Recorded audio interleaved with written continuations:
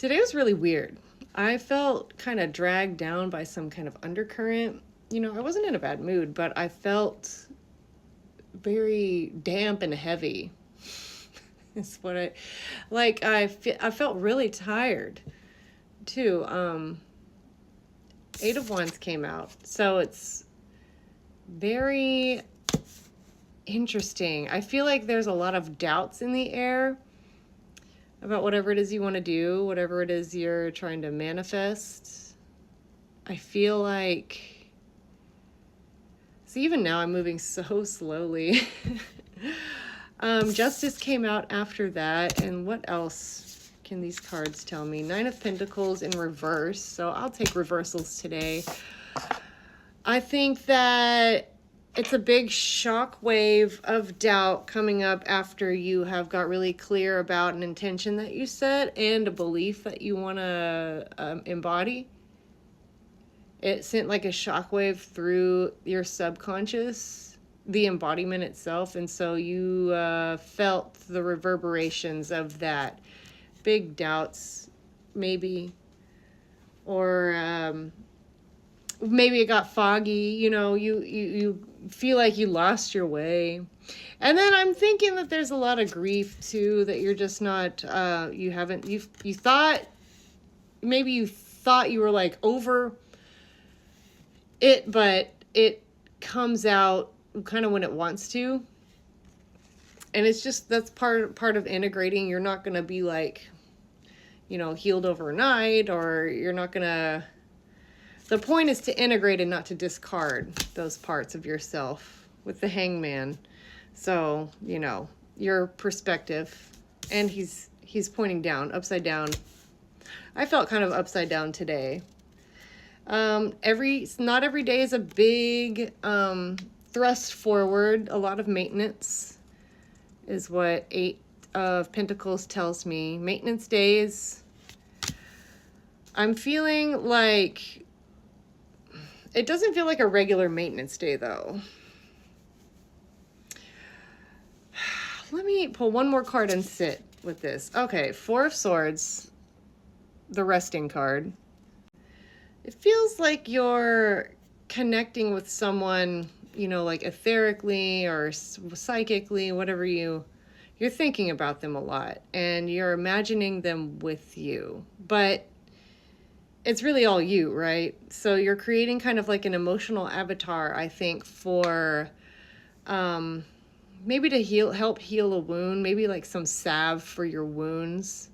Like I said, healing doesn't happen overnight. Swift change can come to initiate a robust healing process, but it's like healing or being in the healing process doesn't mean you're not getting what you want, or that you're doing it wrong, or that your manifestation is going to come any slower. You know what I mean? It just is. So even though you've now you're fully embodying, they say your highest self, the person that has the everything that you want, you're living in that end state.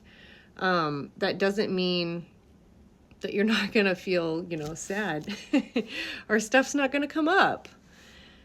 And and some days, since you're fully tapped into your spiritual, if you're here, you're tapped into your spiritual essence, you're the who you truly are on a more existential level. This is what these low tide days are gonna could kind of take the form of. Instead of maybe you used to get really depressed and go fully into doubt so that you could rush back in and save yourself from the doubt monster and be like, I'm on top of the world, I can fucking do it, but those are very peak experiences. So yeah, maybe you're in a place where you're just kind of this is kind of new, it's kind of meh. But you're still, like I said, there's somebody that you're imagining. I don't know who. It could be a love interest. It could be some kind of partner. With Queen of Pentacles, I'm thinking, even though this is a money card, I'm thinking it has to do with nurturing. Maybe you're leveling up uh, in your romantic mind. If you know what I mean, like maybe you're not like lusting or limericing after someone. You don't have like a limerent object. You're just three of wands.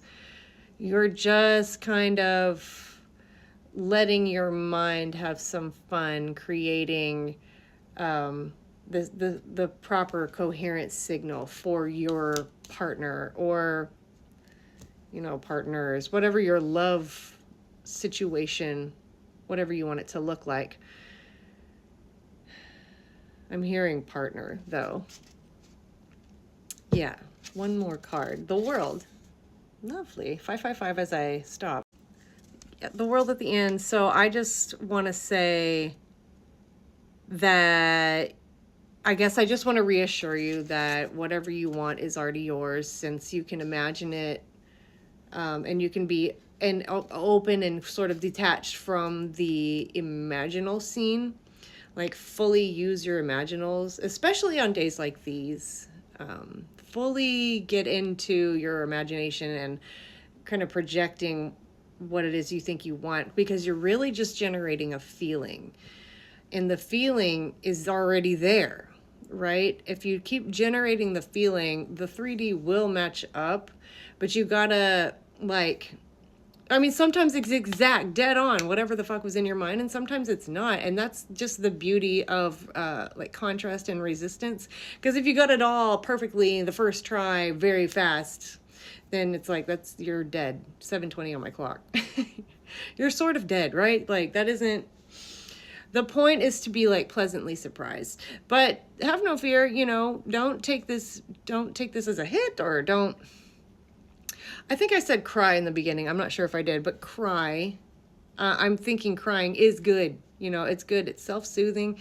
It releases all these good chemicals.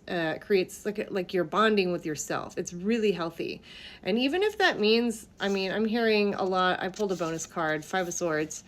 I'm just hearing maybe men out here be afraid to cry, afraid to be snot and drool and just wailing and calling out for your mom or your dad. I'm thinking your dad.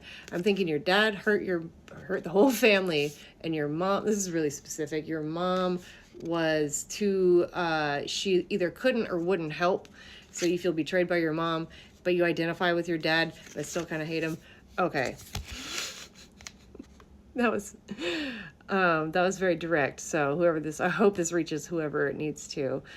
Cry like a baby, real loud. Cry. Put on the saddest fucking song that you can think of. Have a good one, and that's going to release a lot in your tears, just like sweat or piss or shit. You're excreting it. It's got to come out, and it's really healthy for you. Underrated. Okay, that's all. I think that's all. Okay, I love you. I'll see you later.